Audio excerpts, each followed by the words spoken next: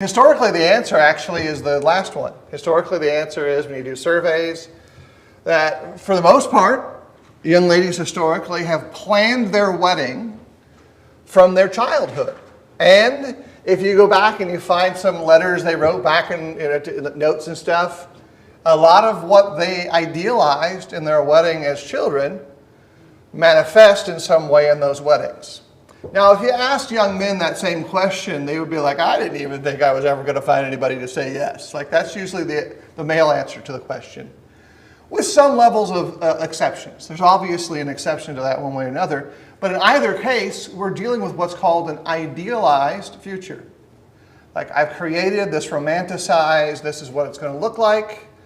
And that romanticized, what it's going to look like, always becomes a part of the future standard. Now, I say that to help us maybe get another look at the work of the chronicler. We've talked about in small doses up to this point how there's some significant variances in the what is covered segment between 1st and 2nd Samuel and 1st and 2nd Kings, and then the work of the chronicler in 1st and 2nd Chronicles. How certain stories get skipped over, or different details appear in those stories. Because, to a degree, it's my suggestion that the work of the chronicler is in part not so much idealized, but it's designed to give us a different theological perspective. This one is far more priestly.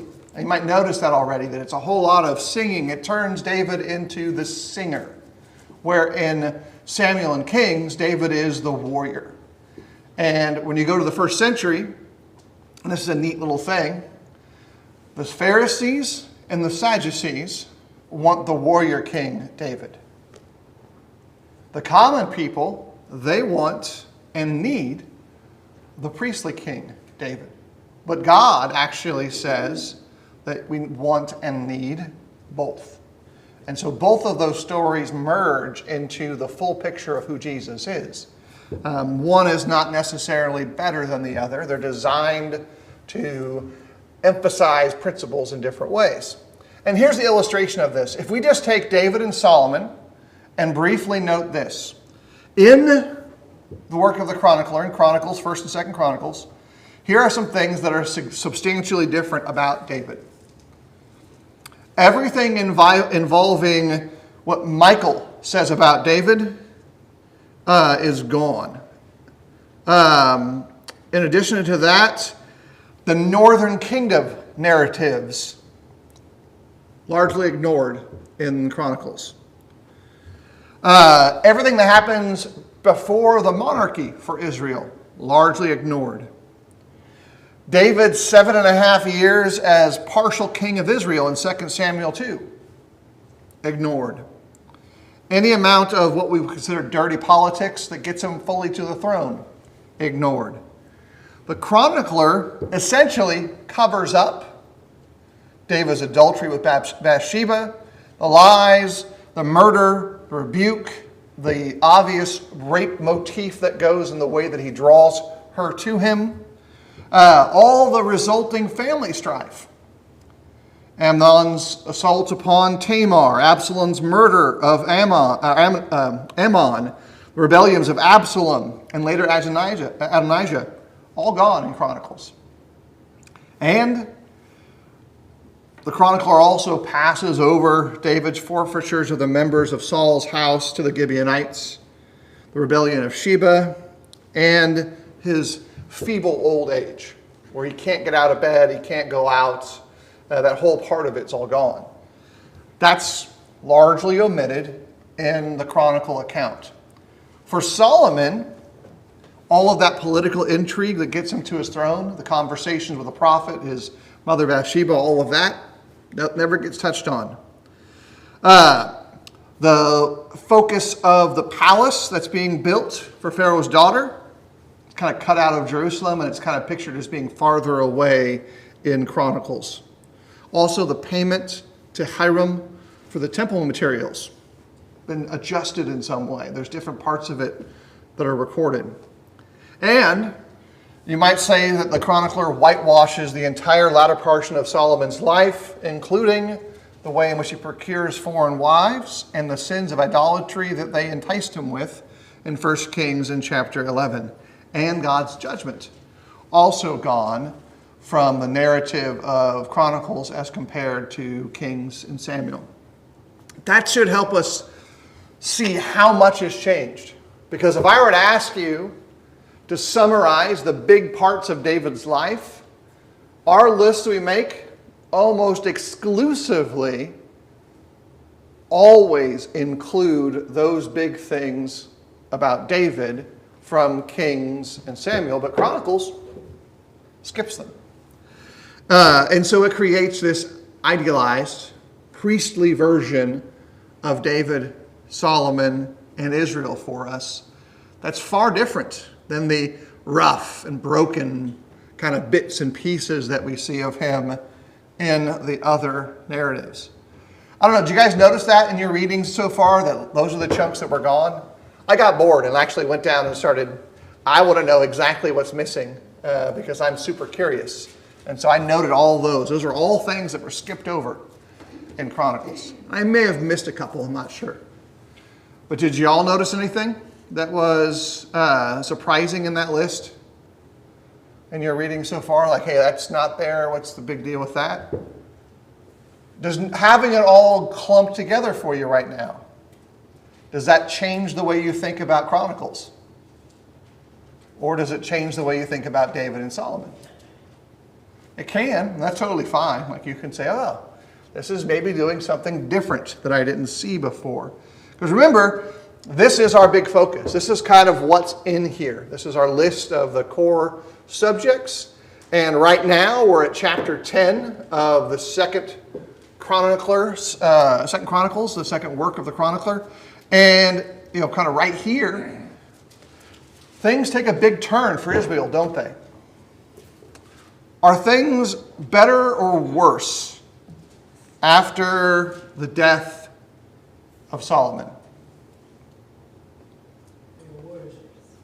Yeah, there's a lot that takes place. That whole post-Solomonic fracture of everything, where you had David, who is the king that either by enticement or might creates a unified Israel, and Solomon inherits all of that as his inheritance from David. Very quickly, it goes to pieces. And you even get to the point where the pieces start fighting each other, right? They start going after one another, trying to establish new reigns.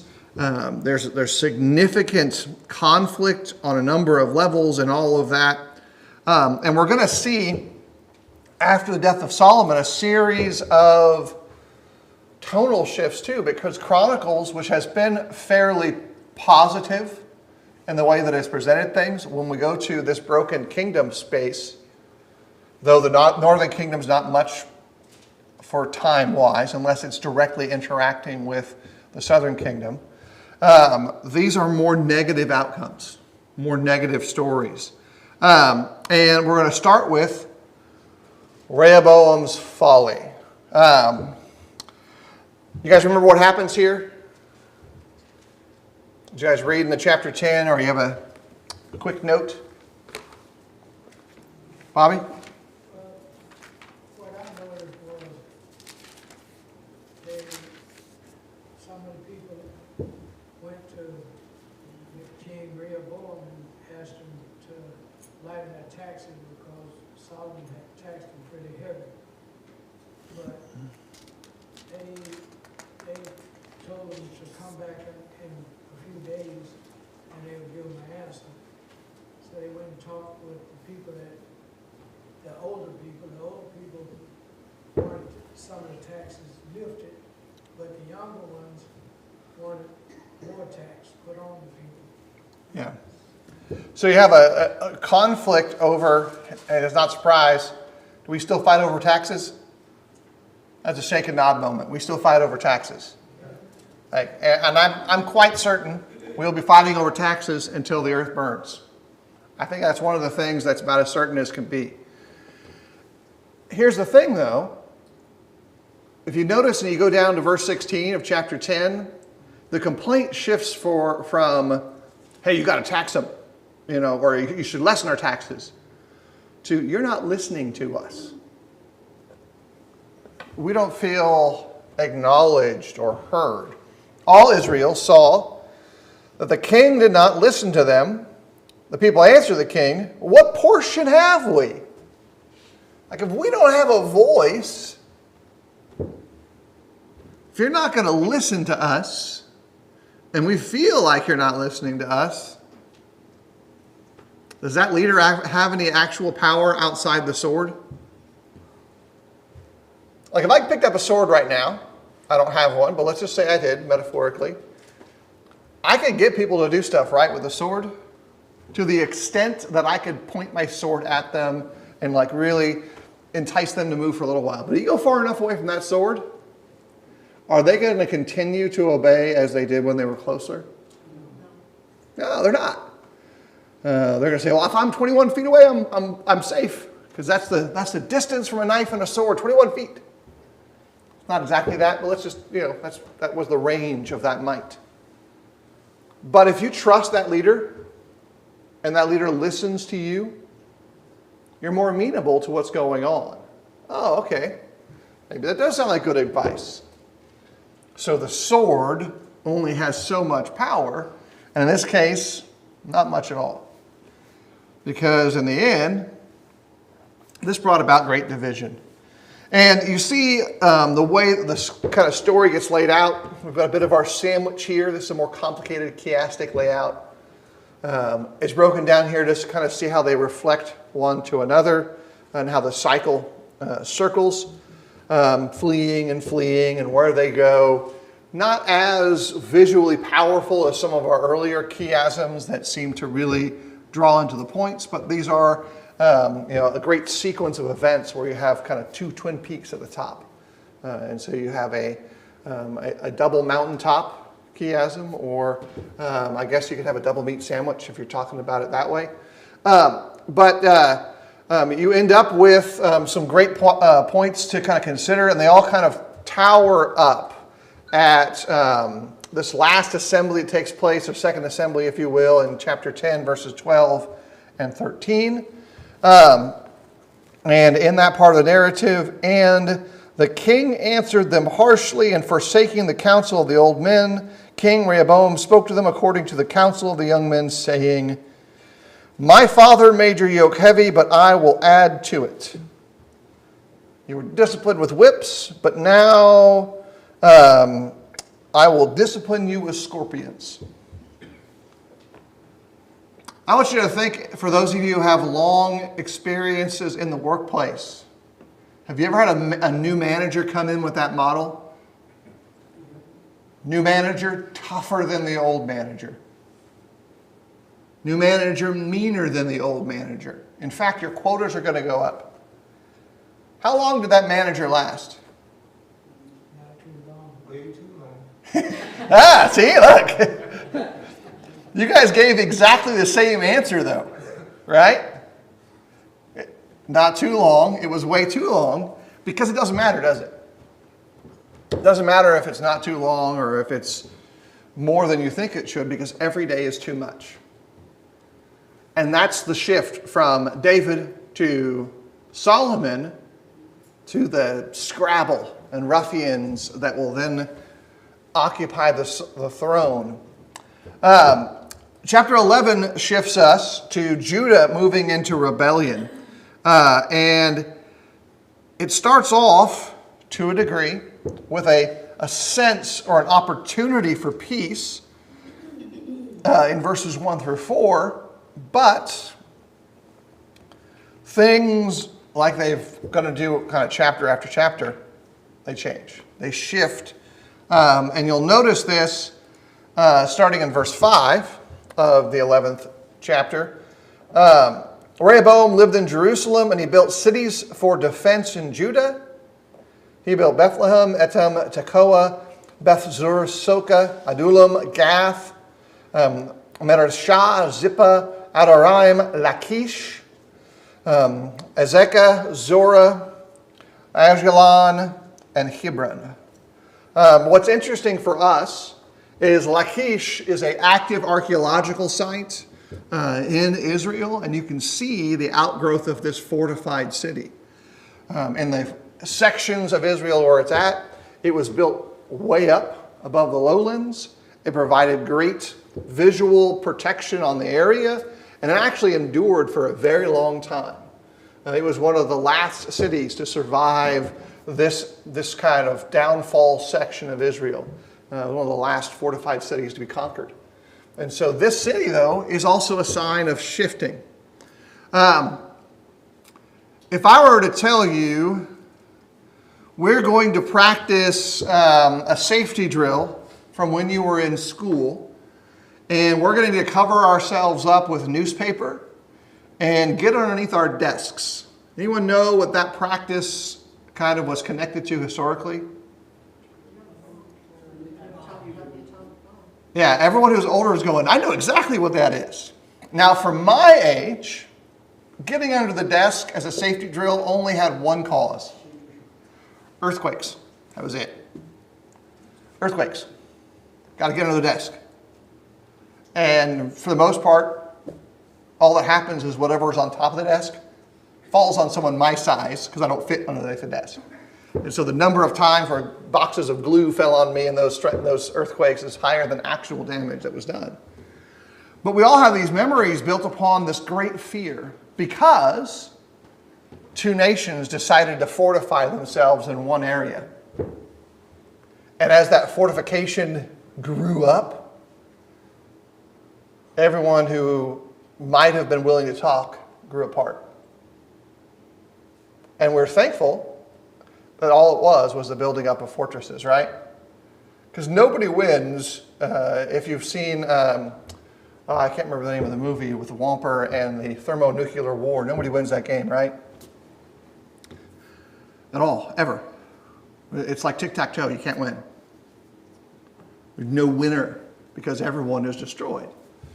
Well, to a degree, that's what happens here. As these nations start fortifying against each other, they get so strongly focused at fighting one another that another more strong nation that God raises up to punish them just trounces both of them eventually. And they're all ground to dust, essentially, multiple times. Two nations, and then even later with the Roman Empire.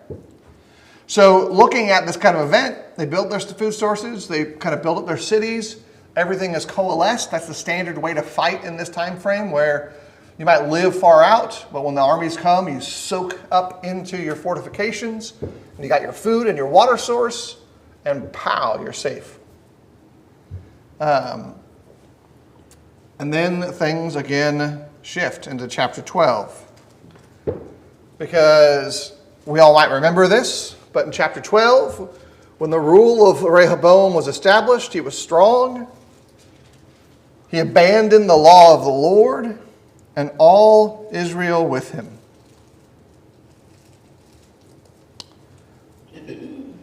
Forsaking the law is a big thing, right? Remember we went back through all these kings last time. We had good kings and bad kings.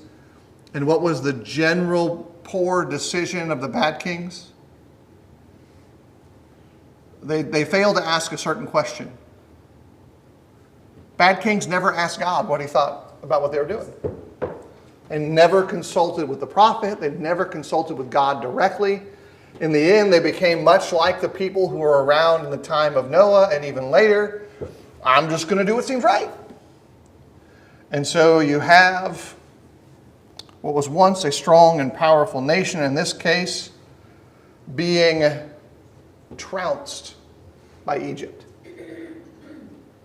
And historically, there are probably 4 primary enemies that we associate with Israel. We've got Egypt, the Philistines, the Babylonians, and the Syrians. Woven through all of that, there are 2 other enemies. Enemy number 1 is themselves. And enemy number 2 is whatever the devil has as a scheme. He's always got something going on that kind of manifests itself in different ways.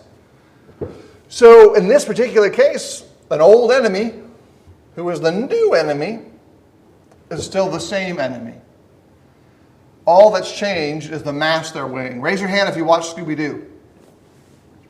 It's the unifier. Everyone's seen Scooby-Doo, right? And the victim or the villain at the end pulls off the rubber mask. Well, in this case, in your reading of the Bible, understand this picture. Whether it is Egypt, Assyria, the Philistines, Rome, or Babylon, or anyone else, they're always the same villain. They always have the same villainous intent, which is to say, stop following Jehovah, stop following his law, and become our servants. That's the uniform expectation of all of them. And you notice by the time we get to the text of Revelation, even though we could recognize that the primary governmental opposition in the time of Jesus is Rome, it is referred to in the letter of Revelation as Babylon or a great dragon or a great harlot. All those images still have the same outcome. Forsake God, stop following his word, and become my servant. Which leads us to the 13th chapter here, which has a couple of interesting features. I want to read chapter 13 and verse 14 verse 4 real quick. And note this. Then Abijah stood upon Mount Zemaraim, that is in the hill country of Ephraim, and said, Hear me, O Jeroboam, and all Israel. Ought you not to know that the Lord God of Israel gave kingship over Israel forever to David and his sons by a covenant of salt? Yet Jeroboam the son of Nebat, servant of Solomon the son of David, rose up and rebelled against his Lord, and certain worthless scoundrels, I love that translation, gathered about him and defied Rehoboam the son of Solomon when Rehoboam was young and irresolute and could not withstand them. Hear, Jeroboam and Israel. It's hard to kind of catch in the English, but the wording is very similar to the Shema, or the beginning of the law of God in Deuteronomy. And so it's written with the same grammar and the same sound. It would be like this. Lots of us probably have heard music that sounds like a song from our youth, and all of a sudden the lyrics change, right? That's how this is. It's like, that sounds like our youth. That sounds like the law. That sounds like God in Moses telling us whom we should be. And that's the way that this sounds when spoken. It's very similar. So it has that same vocal soundings, if you will, as it begins. And it reminds us of all that's going on. And you'll note some of the things that take place, like in verse 8 of the text here. And now you think to withstand the kingdom of the Lord in the hand of the sons of David, because you are a great multitude, and have with you the golden calves that Jeroboam made for your gods. Do you catch how thick that insult is? You've got gods that Jehovah made you drink, is the intended outcome. Like, you thought you were going to worship these false gods, and these false gods were going to protect you. But in the end, they were folly and of no capacity to provide any support or strength at all to those who sought to follow him. So we got these 4 chapters here that show this horrible outcome for a broken Israel in a very short form. Because Israel is Israel no more. And yet, even at this last refrain, it says, real Israel would have stayed with Jehovah. Real Israel would have followed Yahweh. real Israel would have stayed. And so there's this speech here which doesn't have the same contextualization in Kings, now has the context of a priestly perspective, where it's less about who has the better army and more about who has the better God. That's really the conflict that plays out over and over again, even with its kind of minimalization of the schism in the amount of time given and the breaking of those two nations. All right, so by intent, I left a little bit extra time. I've got a bunch of other stuff that we can consider a little bit, especially towards the middle part of the end of our class. But up to this point, when you are reading through these 3 or 4 chapters or thinking about it tonight or just contemplating the fall of Israel, is there any part of it that you looked at and went, I'm really glad that I read that. I like it because it was good for me. Or you just like it because it was a powerful part of the text?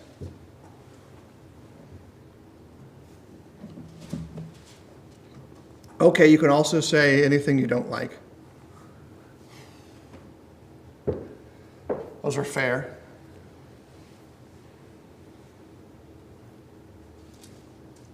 You got something, Rich? Or your brain just chewing on too many things at once? No, I think it's interesting. One of the things you mentioned earlier on was, the contrast between Samuel, Kings, and the Chronicles. And for me, it seems to give it even more depth than there is to it. So it's like looking at a picture and it's giving it more depth as you look at it, and just maybe even more color, maybe more information. That gives you a clearer picture of everything that's happening. But for me, when I'm looking at this, I'm looking, just reading this in chapter 13, and just the amount of people that went up to war, right? So you got 400 on one side, 800 on the other, and Israel loses 500,000 people. That's a lot of people. Yeah. That's just a huge number. Half a million people fell. That's like taking what's the current, how many people live in Rhode Island?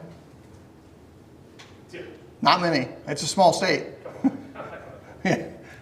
Especially if you take any of the big cities out of Rhode Island and say, you're gone now. You're not part of, that's a massive number of people. Actually, if you go back just a little while in the history of America and you go to, say, late 1700s, early 1800s, that's more than the population of Kentucky. Actually, I think if you go early enough, that's more than the population of Kentucky and Tennessee gone. We tend to not be able to process numbers like that because they seem so far from our immediate senses. Or another way to think of it, that's about 4 Coweta counties. Everybody lives in the county, times 4. That's about right. What else? You got questions about this? About what's going on here? I'll go tell you my question. I got a lot of questions of the narratives that take place. How do these ones help us understand whom God is better than the other ones? Because by inspiration, I believe someone by inspiration and some perspiration put this text together to teach people about God's nation and drive us to the true king. This whole book seems put together to say you should be looking for a real king, a genuine king. And so my questions are always I want to get what's going on with some of these details that are in the other books that you chose to admit them. I'm curious. I can't help but keep curious about that stuff. Do we learn anything about people right here? So we get to get a little Ecclesiastes going on. No changes. People are the same. Here's the way to think about it, though. Do you sometimes believe that you know more than your prior generations knew? I mean, we got Google, right? We got YouTube. We can fix anything with YouTube. We don't know anything more than the generation above or beyond us in either direction. Because in the end, we're still people. We may have a slightly different understanding of the mechanics of the universe, but the nature of people doesn't change. It's absolutely the same in every generation. And what's interesting, if you read enough about how people see people older than them and younger than them, how all of the young people in this class right now feel about their parents and grandparents is absolutely the same as the rest of us felt about our parents and grandparents at that day. 100% the same. So if you think your parents and grandparents are dumb, that's how we felt too. And if you're trying to score points with your parents and you think that your parents are brilliant, there may have been a time when we felt that way too. More likely the first one's true than the second one, historically speaking. And yet neither of those caricatures are accurate because people, they simply don't change in the ways that we think they do. More often than not, the younger you are, the easier you are to accept change, and the older you are, the less likely you want to accept change, and that's the fundamental difference between the two generations. That and an entirely different language. Because in 2 generations, man, it completely changes. Just like it was for us when we were younger. All right, what then do these stories teach us about Jesus? And by extension, God.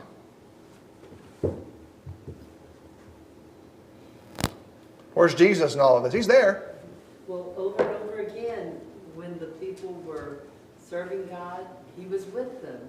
And just the same as he'll be with us when we're fighting battles and when we go away from God and don't adhere to his commandments. Yeah, what's interesting here is there's a shift between the Chronicle text and how we see God act at times in the New Testament post-resurrection. Here, consequences at times are super immediate. And even a little bit right after the resurrection, some of the consequences are also super immediate. Behold, the men who carried out your husband now come for you. And then we get to latter statements that also kind of match some of the other prophets in the text of Romans. It talks about how governing powers carry a sword to punish evildoers. So they have that responsibility, and yet, just like the prophets, we sometimes lament, why is justice so delayed? And so we learn that at times, theologically, there are immediate consequences. Sometimes physical, but not always. Cecilia? It goes to show, because in my mind I'm thinking, if you see these immediate consequences, like you referred to Ananias and Sapphira, that you would take God more seriously, but in the end, we don't. Yeah. There's a fade that takes place after God's power escapes the house it's hanging out in. Think of the tabernacle, when God's power whooshed out from there and many would die, people would straighten up. And then they forgot, or they chose, or they rebelled in other ways. And so you see that cycle play out over and over again in all of these settings. And so God in Christ is all of these things. You see a number of things kind of build themselves through the cycle. The questions of descendancy and progeny come up a lot in this segment of the text, like whose children or child should be on the throne. If you're kind of keeping a notebook of like what's going on, remember if Chronicles is about the true king, and the true king to the Levites is a priestly king, none of these kings actually measure up. None of them do. But is there a priestly king that eventually sits upon the throne? Here's the hitch though. Is he a Levite? Is Jesus from the tribe of Levi? So the way this is written, it says you got to look for a priestly king, and it would be implied Clearly this priestly king is going to come somehow from us in some way. But Jesus is a priestly king, but not from the tribe of Levi. And the text even says he's from a different whole standard of creating a priest. The order of Melchizedek is how it's spelled out. And so like there's a little subversion of the story, and yet we're excited about that because it's great to have a priestly king. It's great to have that level of connection there. There's some segment you can kind of pay attention to how long they rule, and some of that goes through. We talked about that before, looking for those perfect 40-year periods. And the closer they get to that, it seems that they have a stronger connection to obedience to God at times. That kind of shows itself up a little bit there too. Rich? I think one other thing that repeats itself as well is the victory is given to those who trust in God. Yeah. And so even through various small battles, big battles, you see that the victors are the ones who trusted in God. And I guess we can take that and translate that over to those who trust in God through Jesus. The victory is guaranteed through Jesus, and our ability to be forgiven is also victory over sin. So you can kind of translate all of that through, and it's all just kind of that basic, blocking and tackling of trusting in God and being the victory. Yeah, you think of the disciples who are present at the crucifixion of Jesus, and their perception of events uniformly is of defeat. And they would be defined by me, especially those who are closest there, as those who still trusted in Jesus, because they were with him to the end. And yet, they don't see victory for even a little while longer. And in fact, what they learn post-resurrection is victory is still even a little while longer. But the final sting is no longer. And I want to kind of close this part of the text to think about something that we all see but don't recognize. How many of the drives you take every day have you going by a cemetery? Look, you're in Georgia, you absolutely drive by 2 or 3 even if you don't know it. There's like tons of small family plots, right? And some of those plots have unmarked graves, some don't. And you can see that story in different ways. The graveyard is emblematic of death. And yet the graveyard, because of a victorious thing that God is teaching us, has turned death into a gardener. Because what has been planted will rise. Graveyards can be really sorrowful until you figure out exactly what's going on. And all that is a gardener waiting for the seed to produce its fruit in the future. Nothing to fear about the grave anymore once you realize you're going to turn it into something better. And that's, I think, something that's being seen in Chronicles, is that this awful broken kingdom that's being planted into the ground and actually will never be like it was ever again, if it was ever what we thought it was, is going to be tilled over by the gardener when it grows together in Christ. Oh, and by the way, if you want to make the image stick in your brain a little bit, what was one of the things that Jesus was mistaken for after the resurrection?